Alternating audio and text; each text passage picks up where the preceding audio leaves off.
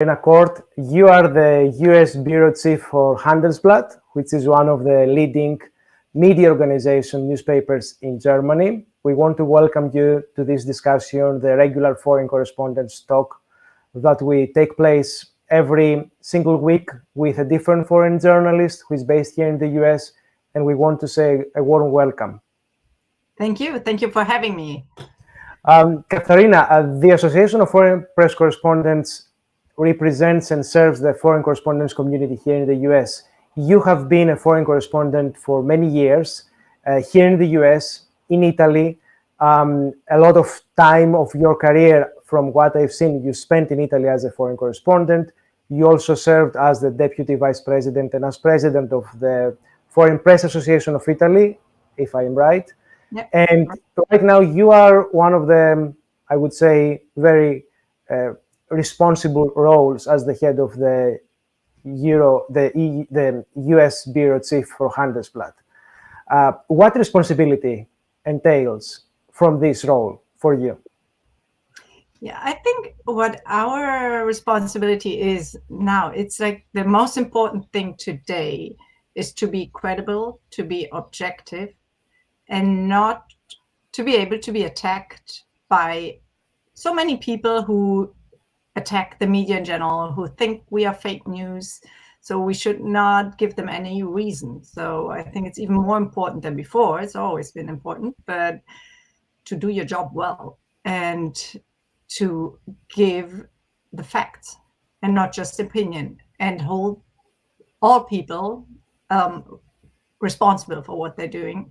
And on the left, on the right, when we talk about politics, but well, we are business newspapers, so we also cover a lot of companies, finance.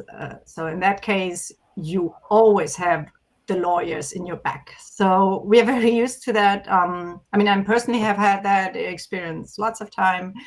You have to be very careful with your stories because you can be sued. And those companies have good lawyers. That means that once you are ready to take the risk of reporting the truth and not to be compromised, because there are journalists and media in different countries who may have the option of getting some sort of compromise, depending on the media environment and the media landscape of each country, of course. Does this mean that taking the risk of being a journalist, serving this profession with reporting truth, which is sometimes unpleasant, does that mean that you have to be prepared to create enemies? I guess yes. That comes with the job, right? And I'm not talking about super investigative stories, which I'm sure they are. But to be honest, as a foreign journalist, it's harder that you will get those. It's because, I mean, my colleagues in Germany, of course, one colleague covers one bank or one Wirecard or one big story. You're going to be always, you will have more scoops when you work in your home turf as a foreign correspondent, but still you can be critical of companies, of developments that are going on. So, but even being critical, you always have to base it on facts. And I think that's the most important thing. You have to be able to prove in the end that you had the facts right. How easy is it?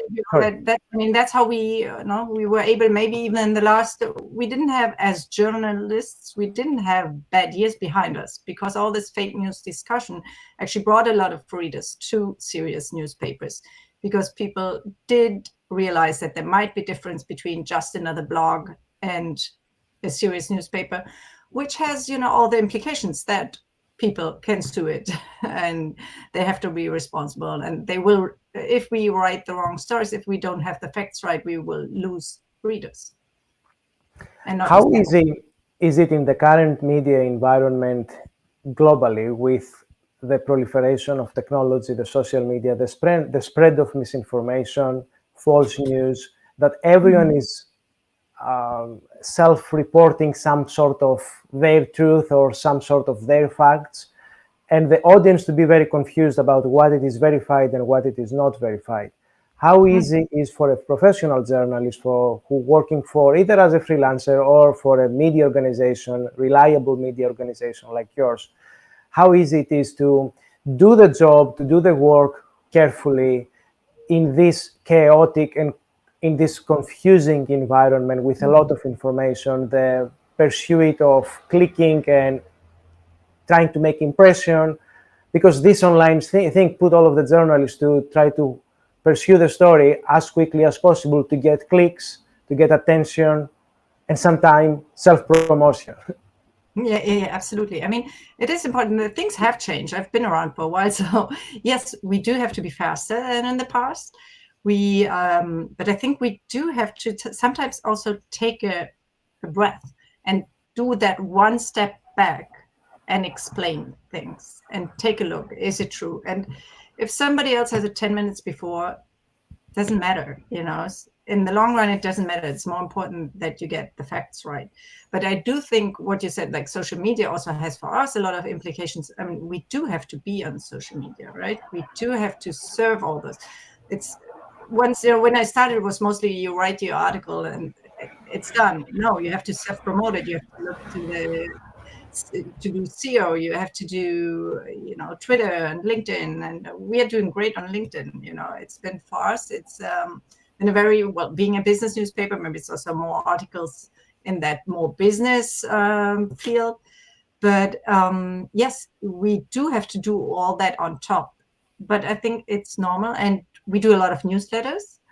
And I think it's important now, when you ask me what can journalists here do, I think it is important to have your own brand. You have to have your own Twitter account and not that of the newspaper.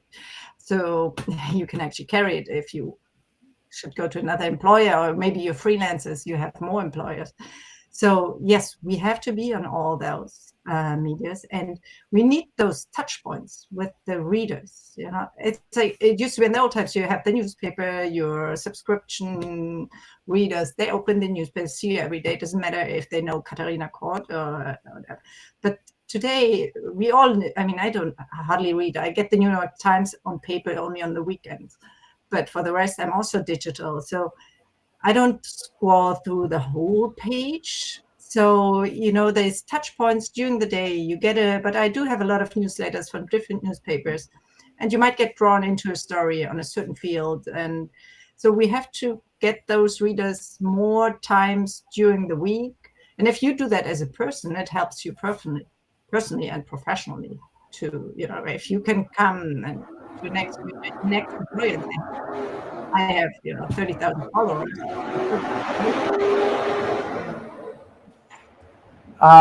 What would you do differently if you were today at the beginning of your 20s, starting your career?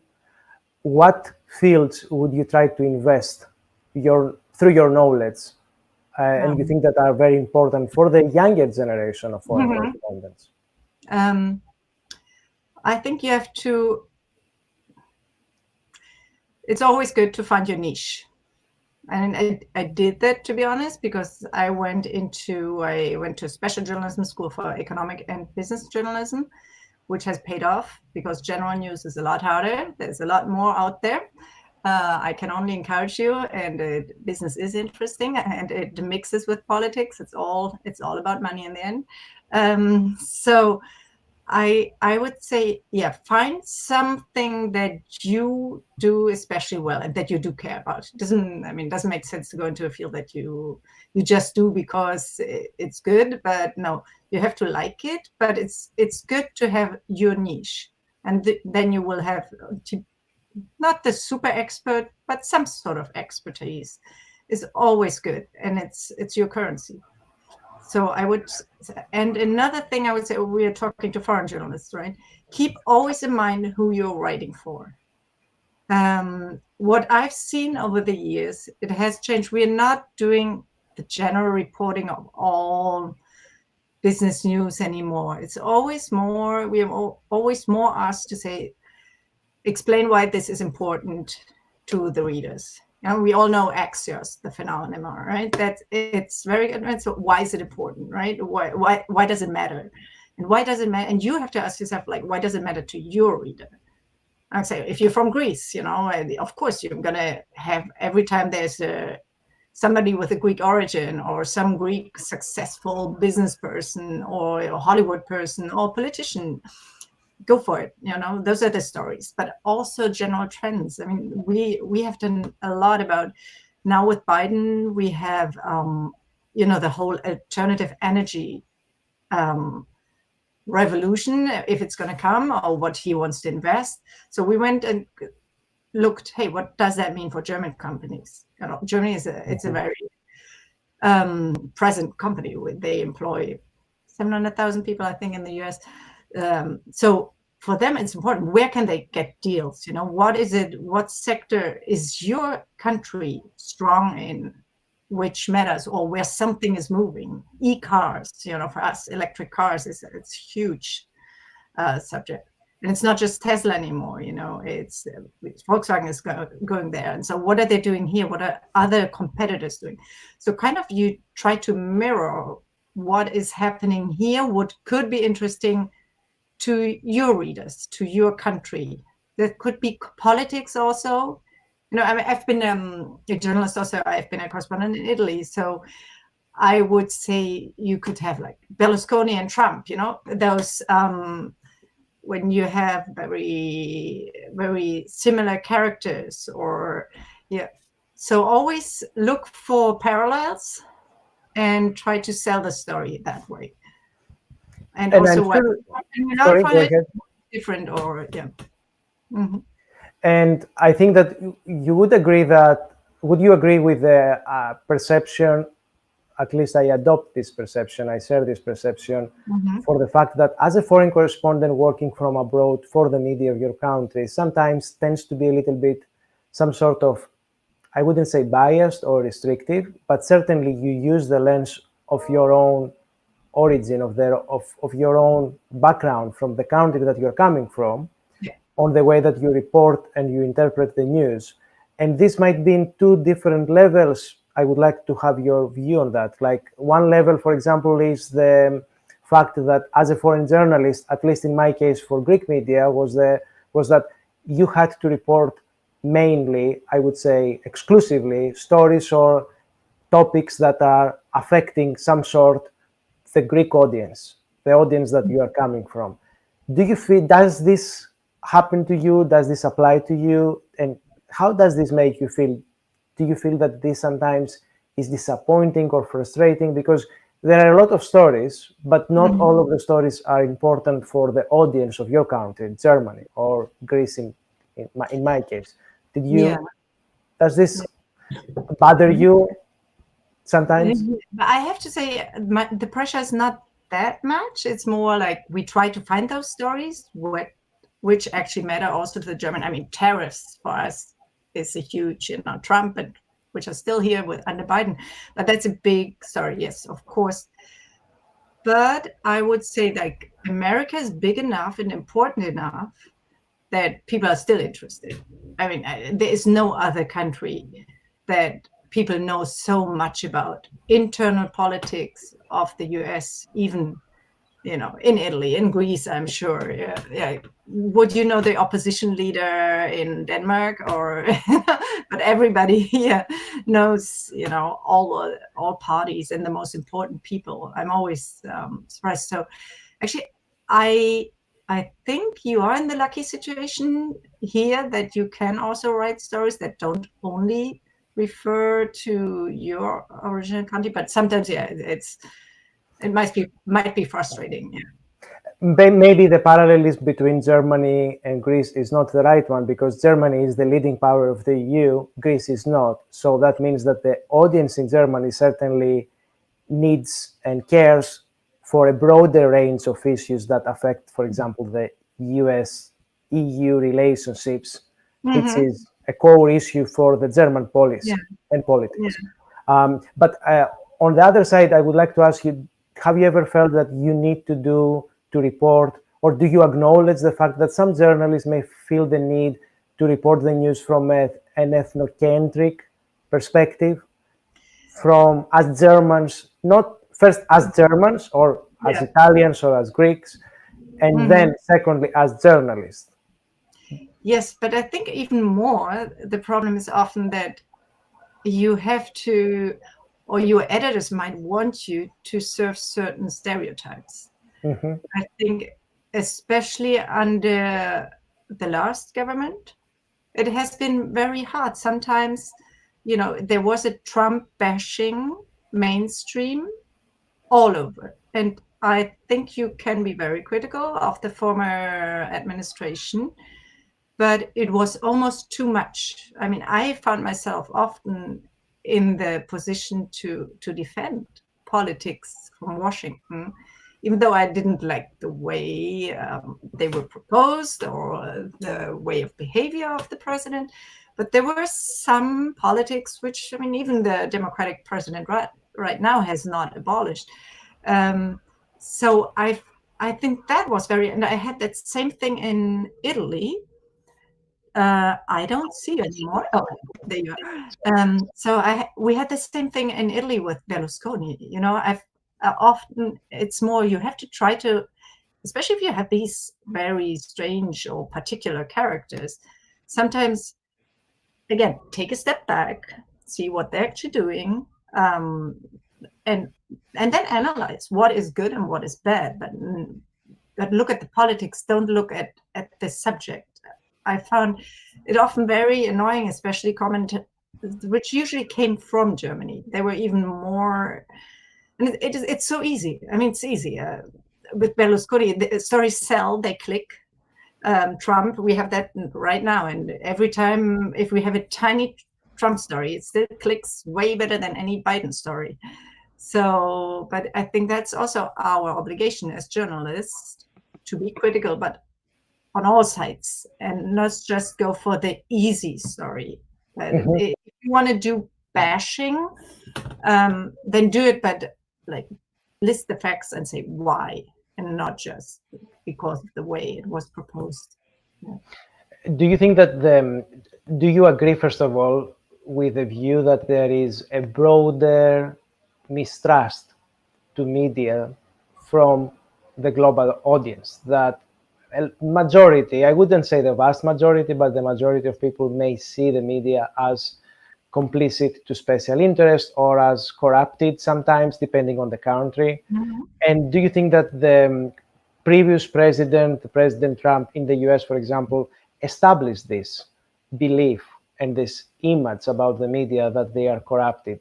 And what is the role of journalists to defend their role, to defend their truth, and to educate the public about the real important reason why media are so crucial for our democracies? Mm-hmm. Yes, I think the former president has a big responsibility in creating this distrust. And this is why it's even more important that if you write critical, that you have to have your facts right, and that you also give credit to things that are positive on the other side. Because otherwise we have the same, I did not like the US media in everything they did during the last administration. Like, I think that they were a little bit very radical, very biased. extremist, against specific angles of the Trump policy. When you watch a soccer game, like a World Cup game, and you watch it, if Germany plays Greece and you watch it in Greek television and German television, it's going to be very different. And that's kind of how CNN and Fox was. I didn't feel anymore, and the great journalists, everything, but sometimes it was just too much comment and not enough objectivity. But that's my very... Is there this culture of a lot of commentary in the German media? Because in Greece, it is a lot. It's like this is the main tactic of reporting the news through comments. Does this happen the same in Germany? Officially not. Officially, we do divide very much. We have our commentary pages and we have the news pages. But of course, as we all know, the choice of news and the twist you give to a story can be a comment by itself. But we do try, and I think I can only speak for my own paper, we do try to keep things separately. Yeah.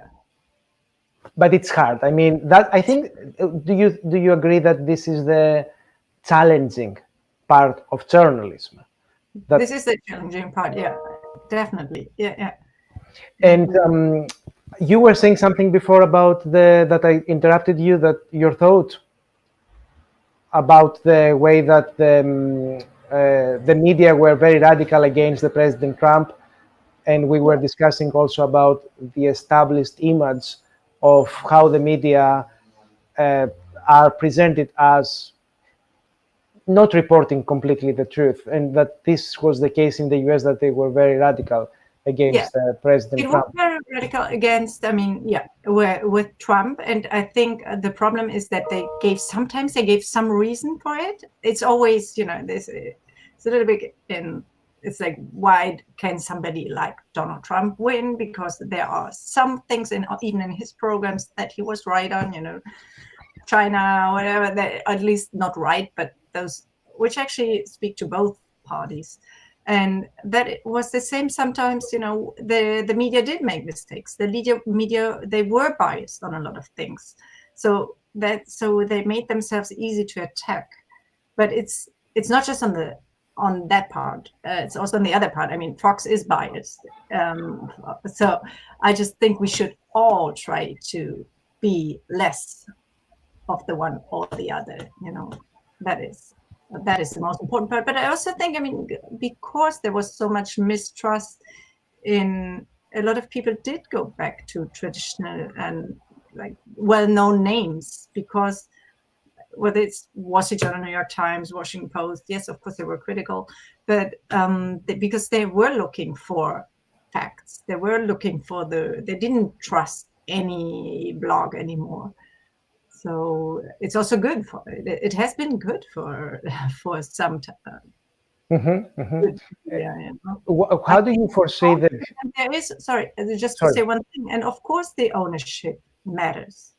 Absolutely. Who owns a newspaper, and whether it's a state. I'm very glad that our newspaper group belongs to one very rich person who sits in Stuttgart and close to the Black Forest, and he doesn't have any other interest. It's only media. So we are, at least the print journalism in Germany is in the lucky position. We only have pure media players. So we are not owned by Siemens. I'm saying, and now you open the other big discussion that has been mostly in European countries and also here in the US. But I think here in the US, a little bit there is more clear check and balances compared to other countries. I think the same would be the status in Germany. Like in Greece, for example, from my experience, I can say that the owners of media organizations are playing games with the government. It's different government because they have their own interest to get either advertisement from the state or to get some big, projects funded from the state. This is the major problem, that there is no conflict of interest policy, at least for my country. I don't know, is this the case in Germany? I doubt. I think that in Germany things are much more strict, especially in Germany. But it's not true. I mean, this is for the print newspapers and magazines. It's not the same for the state broadcasting. So we do have state broadcasting, and you can ask around in Germany. A lot of people think they are not objective, and they might be right sometimes. Yeah. What do you think that the most, I would say, the thing that you see as the riskiest part of the future of journalism right now? Yeah. What are you most worried about? What are you hopeful? And I have a third question, but I want to hear your answer on this too. I'm worried. Well, the most important thing is that we have to earn money, right? So, and that's the most important part. And I think, but I'm also hopeful, because especially big newspapers like the FT, like New York Times, the Wall Street Journal, they've all shown that you are able not to give everything for free and to go to the subscription model. I mean, we're doing that with Handelsblatt too now. Like advertising used to be 50%, right, of the revenue. It's not anymore. And the more we can finance ourselves by our readers, the more objective we can be. We don't depend on the advertising. That's always a good thing. You don't depend on state subsidies. And we've done the big mistake 20 years ago to give everything free in the internet news. And there again, it's general news. It will be hard to have that paid for unless you have your special angle, your very particular name, maybe. Otherwise, it's going to be a tough competition. But I think there's hope because we see these companies, the big news organizations here, who are actually able to make money with journalism, selling articles. So that is my hope. Yeah, the worry is that that newspapers don't have enough money to pay journalists to do their job well. And we still have a big foreign correspondents network at our paper, and we know we are a big exception with this.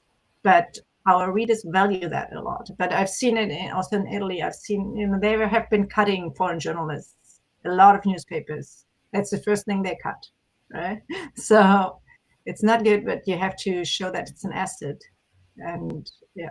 So my big hope is that people will come back. Now they're willing to pay for Netflix, so maybe they might also be willing to, pay for good news. One very quick question, follow up on what you just said. Do you think that the future of media may rely on non-profit models instead of for-profit models that have been so far? Yeah. Well, it is an interesting model. I'd rather have people willing to pay for their money.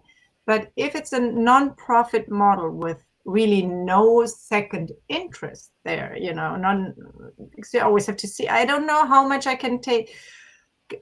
The Washington Post is one another that comes to mind. It's not non-profit, but it's a very rich person who doesn't need a profit from that organization and is doing a good job. But I don't know, do I want to read about Amazon on that paper? Do I want to read about Jeff Bezos in that paper? I'd rather go to another one, right?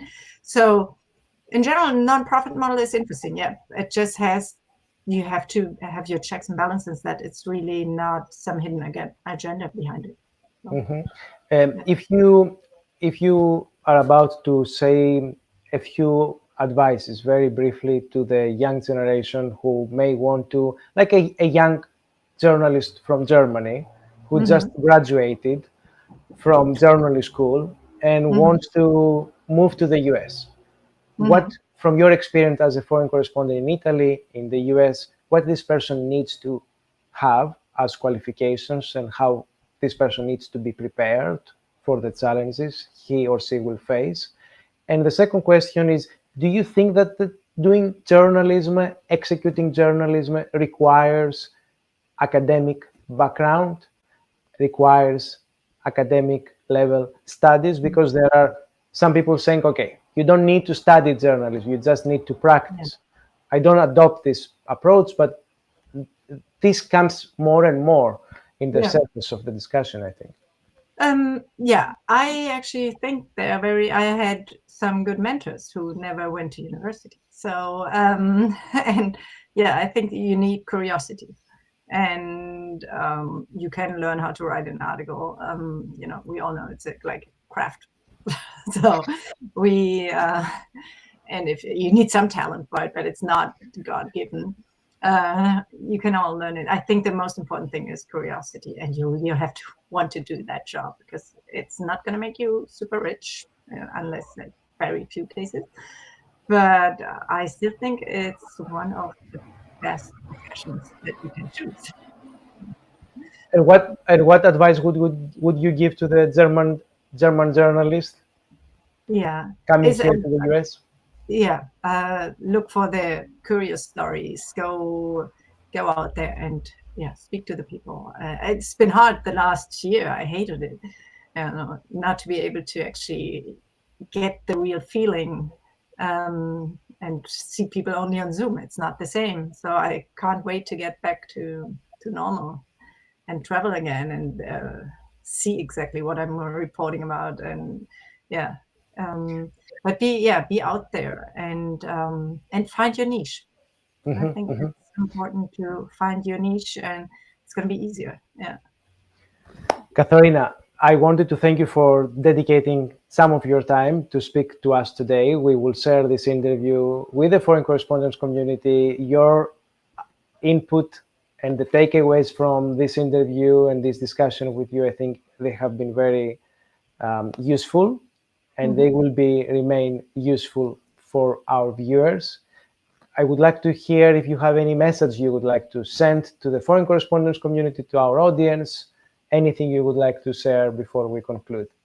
No, I think the most important things I've said, but I still think it's a wonderful profession that we're all in. And I want your promise that next time we will have a conversation about the Eurozone crisis, the European financial crisis, which is something that I didn't have the time to ask. I covered the Eurozone crisis from the Greek perspective in the Washington, D.C. I covered it from the Italian perspective, so it was very simple. Exactly. We have to arrange a new conversation just about that. Definitely. Okay, Thank you very much for your time. Thank you. Bye-bye. Bye-bye.